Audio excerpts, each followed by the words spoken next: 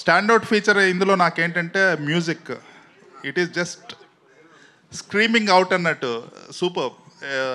ఇప్పుడున్న స్టాండర్డ్స్కి మ్యాచ్ అయ్యే విధంగా అట్ ద సేమ్ టైం బాగా వింటేజ్ అండ్ నాస్టాలజిక్గా ఉంది. And I love the close-ups.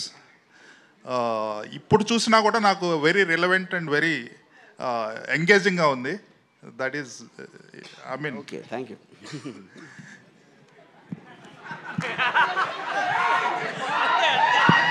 So ఇప్పుడు ద పాయింట్ ఈజ్ మీరు చెప్పేదానికి ఊకుంటున్నాను. What can I say? But the fact that you like the music, I'm very happy. ఎందుకంటే that was one of the biggest technical challenges. Original దాంట్లో ఉన్న flavour పోకుండా how we used the AI apps to basically get exact same effect of what you remember seeing that long back. I think that was a challenge. Yeah. Raghuvaran గారి voice ఏమన్నా modify చేశారా? No, not in it. Nothing was modified. It was just అంటే ఆ టైంలో mono ట్రాక్లో record చేసిన total everything was in. అది కూడా మిక్స్డ్ ట్రాక్ ఉంది. We don't have I mean separately.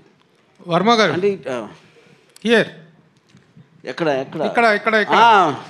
Yes sir. Babu good evening. Good evening. ఆ రోజున శివ తీస్తున్న రోజుల్లో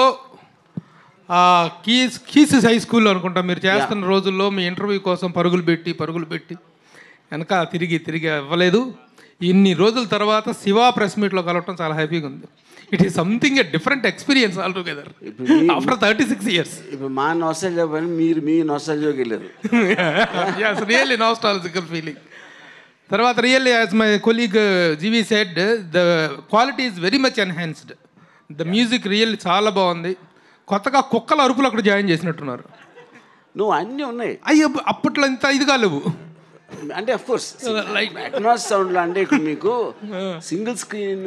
ఒక సింగిల్ సోర్స్ నుంచి వింటున్నప్పటికీ మీరు అట్మాస్లో సరౌండ్ స్పీకర్స్ ఉంటాయి కదా, దాంట్లో వచ్చినప్పుడు ఆటోమేటిక్గా everything will go up a little. Prabhu, nothing was added. అసలు original score, original this thing అక్కడ నుంచి తీసుకున్నాము. And nothing was all added. Nostalgia అని రాము అన్నాడు కాబట్టి 36 years ago, whenever we started and released on October 5th, never కల్లో కూడా అనుకోలేదు మళ్ళీ ఇలా కలుస్తామని. అండ్ కలిసి దీనికి శివాకి ఇంకా ఇంత ఆదరణ, ఇంత ద కల్ట్ ఫాలోయింగ్ ఉంటుందని కల్లో కూడా అనుకోలేదు. ఇట్స్ స్టిల్ వెరీ, నాకు చాలా సర్రియల్గా ఉంది, కొత్తగా ఉంది అసలు ఇది ఇలా కలుస్తాము. And so much love from everybody coming. And Ramu అప్పుడు ఎంత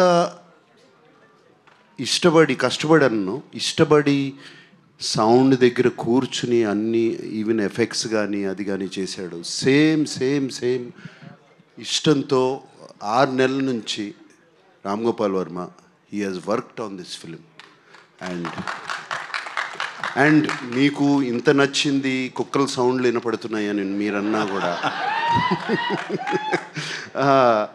కేవలం అతను what he could do then, what అప్పుడు కంప్లీట్గా సరౌండ్ స్పీకర్స్లో చేయలేని సౌండ్ ఇప్పుడు తనకు అవకాశం వచ్చింది. He took full advantage of Dolby Atmos.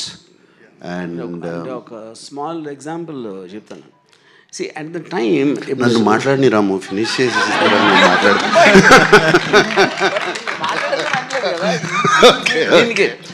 Nagarjuna చెప్పేదానికి డాల్బీ అట్మాస్ అడ్వాంటేజ్ అంటే దానికి ఎగ్జాంపుల్ చెప్పడానికి ఆపాను అంతే.